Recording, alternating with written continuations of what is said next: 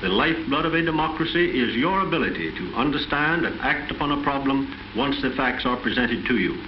The purpose of this motion picture is to give you the facts, and then you, as individuals and citizens of a democracy, must take action. Every culture on the planet Earth is always changing, sometimes rapidly and sometimes very slowly. These changes occur in different ways. One is through diffusion of culture traits from one culture to another. The primitive native quickly adopts many of the advanced culture's tools, whose value is readily apparent to him. On the other hand, primitive culture traits like the Indian maize are quickly adopted by the advanced cultures who see value in them. As the science of agriculture advances, the world will be better fed and clothed and housed. You too will reap great harvests. Today, agriculture is going far beyond nature to produce new miracles for an even better, more abundant life. On the farm today, wherever you look, you see the handiwork of scientists. Improved crops, more productive soils, more useful, more efficient machinery. They are the result of a miraculous agriculture. Wholesome, wholesome, wholesome goodness, wholesome, wholesome, wholesome goodness, wholesome, wholesome, wholesome goodness Productions presents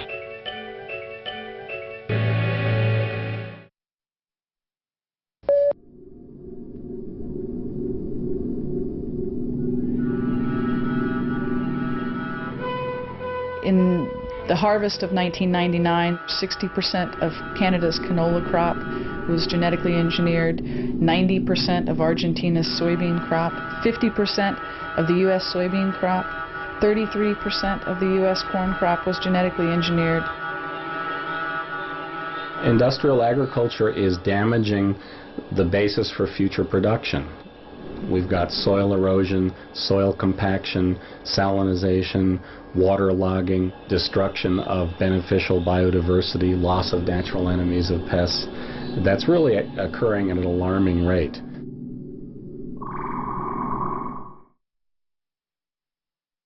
Three things needed to come together to make the Green Revolution work. One was the development of specific high-yield varieties and often dwarf varieties of wheat or rice, and also corn that were derived by special outcrossing and hybridization techniques that Norman Borlaug perfected working in Mexico and also in the southwestern United States. Secondly, there was a tremendous investment of funds from the Rockefeller Foundation and the World Bank to assist poor countries to develop a broader food base based on these resources. And then third, there was a tremendous availability and input and requirement for pesticides, fertilizers, and irrigation, which combined to reinforce the value to American commerce of supporting this type of agriculture. The Ford Foundation and the Rockefeller Foundation in the 50s were concerned that if the issue of hunger in the Third World wasn't addressed, then poor people in those countries would be ripe for communist subversion. The Green Revolution, which is really the introduction of chemical agriculture under forced circumstances to countries like India, was basically created as an antidote to social change. It was meant to reinforce patterns of inequality, which it did. The smaller peasants lost their land because they could not afford to keep up with the credit payments linked to the Green Revolution. The intensive water use has left large tracts absolutely desertified. The agricultural diversity that fed people has been wiped out. And yes, the production of rice and wheat has increased, but that is not an absolute increase in food. The production of legumes, of dals, of chana, of chickpea, of oilseeds, of mustard has all come down. Faced with the choice of crop failures and resulting worldwide starvation, the use of pesticides and herbicides seems inevitable. If we talk about pesticides specifically, they came out of the defense industry. The first modern synthetic chemical pesticides were derived from nerve gases developed by the Germans in World War II. and they found that by some simple changes in the molecules, instead of having their greatest toxicity be for human beings, they could have their greatest toxicity be for insects. There were plenty of chemical factories left over from World War II. We got a raft of secrets from Nazi Germany that allowed us to make organophosphate pesticides that we did not have the capacity to make before. My uncle was in the intelligence service in the Army and went to the IG Farben plant and got all the chemical secrets that they had for making organophosphates as well as plastics, and this in part contributed to a great expansion in our knowledge base for making chemicals that could be used in the pesticide industry. Through the chemistry of explosives, that connects directly, because of the chemistry of it, with the chemistry of fertilizers. And then coming out of the war, you have a whole infrastructure of industrial capacity that was war-oriented, with nothing to do. The impression I have is that chemical agriculture became the norm when it was clear that the progressive addition of rounds of fertilizer amendments to soils that are chemically based, coupled with pesticide regimes that suppressed weeds and also controlled insect pests, worked best on large-scale operations where you could mechanize production and use aerial application of the pesticides. The chemicals that are used for pest control historically through the 1950s and early 60s were by design chemicals with long environmental persistence, like chlordecone, DDT, chlordane. Those are major chlorinated chemicals that have half-lives measured in decades rather than months or weeks. The idea was that they build up a protective barrier in the soil against repeated infestations.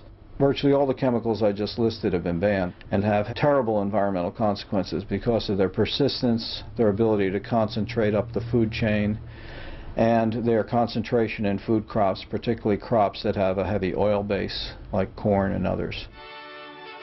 The whole mentality of industrial agriculture is really similar to the whole mentality of war.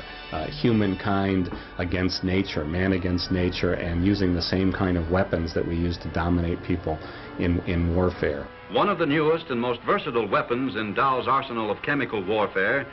And I think we can contrast that to the alternatives to organic farming or more agroecological approaches, which are gentler techniques, which don't involve the domination of nature, but really the living with nature.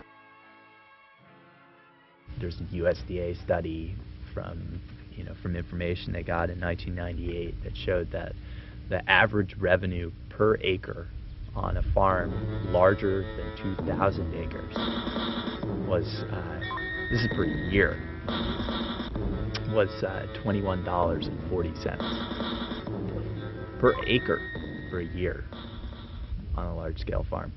However, the average revenue per acre on a farm of 10 acres or smaller was $1,960. And on our farm? On our farm, it's probably somewhere around like $15,000, $16,000 per acre.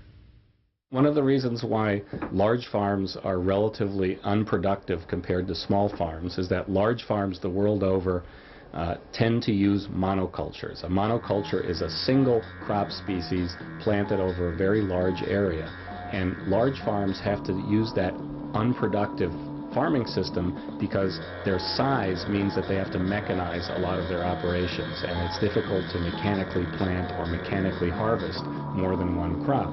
Yet that's terribly inefficient. The idea that the average production on a larger scale farm, the average revenue for a year is, a little more than $20. I mean, how the hell can anybody possibly make a business out of that? And the answer is by having hundreds of thousands of acres. So I guess the point that becomes really important is the fact that we believe that small farms are not efficient is because they do not have the subsidies. Whether these are farmers in third world countries like the Philippines or Mexico, or these are small family farms in this country, they're all on the brink of extinction because the subsidies that should be provided to them, the support that should be provided to them, is all being channeled to big agribusiness corporations. Let's see how the system works.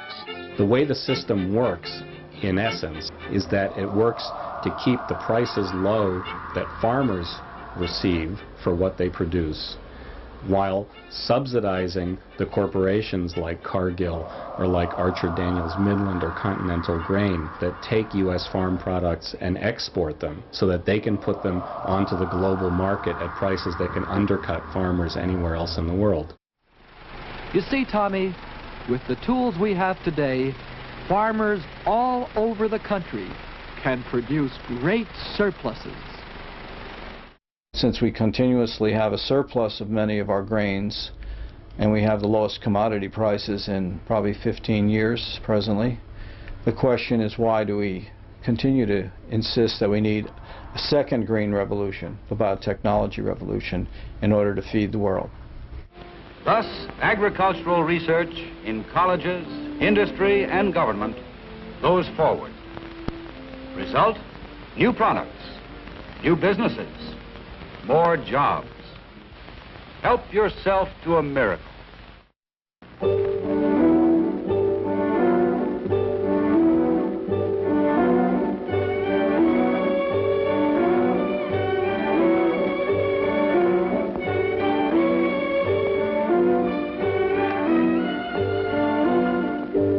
New hope in the battle for control.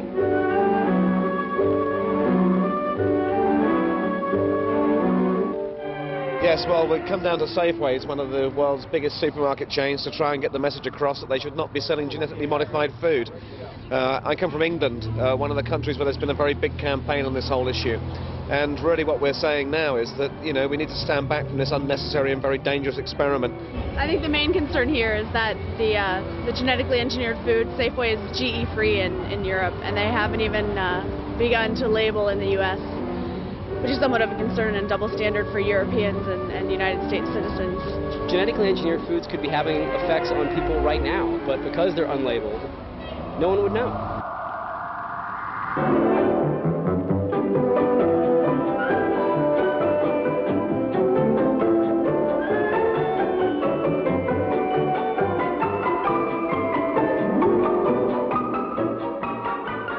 Biotech is an incredibly broad subject area. Really, if you take the textbook definition, it's the use of living organisms or components thereof to make useful products, processes, and services.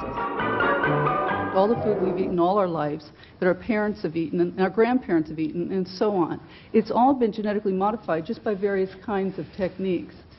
Many consumers would be surprised to find out that our modern tomatoes are derived from an ancient predecessor that was a tiny berry, in fact, that was quite toxic. It's through literally hundreds of years of selective breeding, that is, genetic modification, that we have the modern tomato. What we're talking about is the extraction of genetic material out of a reproductive context. A context that has been evolving with this piece of DNA over millions of years, taking it out, manipulating it as a chemical, and then putting it back into another reproductive context where it's going to operate in a different way. This type of manipulation, the transgenic manipulation, really has no precedent in history or in evolution. Here, in fact, is the answer to a dream as old as man himself, a giant of limitless power at man's command. The beauty and peril of genetic engineering is that you can move genes from as far distant a species as a flounder into a tomato to ensure that you have a plant that's tolerant to very low temperatures because of antifreeze genes that are present in the flounder. But you could find that same gene in any number of other organisms. It was just easier to take it from a flounder than it was to take it from another plant. But you'll find those genes in plants as well. That type of engineering is made possible by the universality of the genetic code, that plant or animal species can read each other's genetic messages. And in fact, you and pea and a cow have all about 60 to 70% of your DNA is very similar. You're much more closer to these organisms here than you might think you are, because an awful lot of the basic housekeeping genes are very, very similar. The FDA considers them to be the same as traditionally bred crops, so there's no label required, there's no testing required, and we really don't know what's going to happen. It's an outrage. A man isn't safe even at his own dinner table. Something ought to be done about it. Why doesn't the government step in? In theory, the government has 3 agencies that could regulate biotechnology-generated agriculture. The first and foremost would be the Food and Drug Administration, but it decided beginning in 1992 to allow the deregulation of these crops from its point of view because they were equivalent to existing plants and foods. A very convenient tool called the substantial equivalence principle was cooked up to say, let's just treat genetically engineered organisms like conventional crops. Of course, they don't say that when they want to patent those same things. Then at that point they say, these are novel, these are not natural. But when it comes to safety, they say, just like nature, exactly as nature made it. I sometimes call this ontological schizophrenia. FDA, under the regulations as they exist at the moment, are only obliged to label if, in fact, there is a potential problem with respect to safety and efficacy. Now, how the products of biotech are produced is actually a process. That's not a product in itself. FDA do not have any capability or any regulatory authority to actually label based purely on process, and I think a lot of people don't realize that. Secondly, the U.S. Department of Agriculture could regulate these plants as they would any new plants. They decided that these plants did not comprise a new category of plantings compared to other hybrid type varieties that are already on the market. Sound science has demonstrated time and again that many biotechnological advances are safe and reliable. But if consumers at home and abroad don't share our confidence, they will reject genetically treated products, and we won't be able to get a return on the enormous public and private investments that have been made in biotechnology. Then the EPA has the opportunity to regulate plants that might pose new environmental risks or would pose risks because they themselves, the plants, have pesticides in them. Rather than creating a new regulatory framework or new laws, there was a decision made, a recognition that existing laws could be applied to this industry. And at that time there was a term and a construct that was coined that is called the coordinated framework, and that refers to what is supposed to be a viable, effective, coordinated effort among those 3 agencies. So we have 3 different agencies, each one, in my viewpoint, only half-heartedly or not at all, taking an aggressive regulatory posture to control this industry.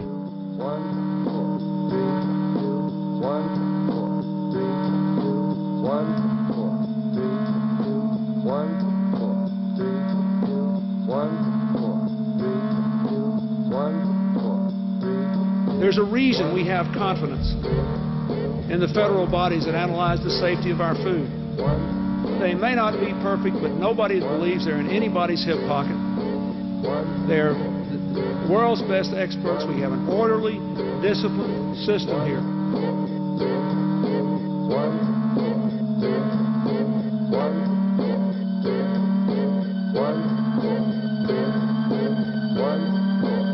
Terry has global responsibility for biotechnology, regulatory, public policy, and external affairs for DuPont Nutrition and Health.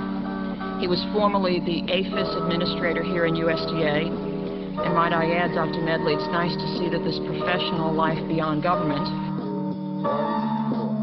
We must continue to argue in multilateral forums like the WTO that our biotech products have withstood the strictest scientific scrutiny.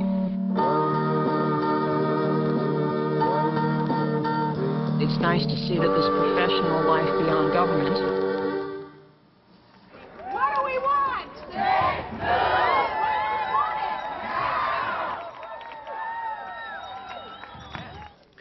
Based on our experiences, the existing FDA guidelines have been transparent, effective, and have functioned to assure the safety of our food supply. The consumer certainly has a right to know what is in his or her foods, but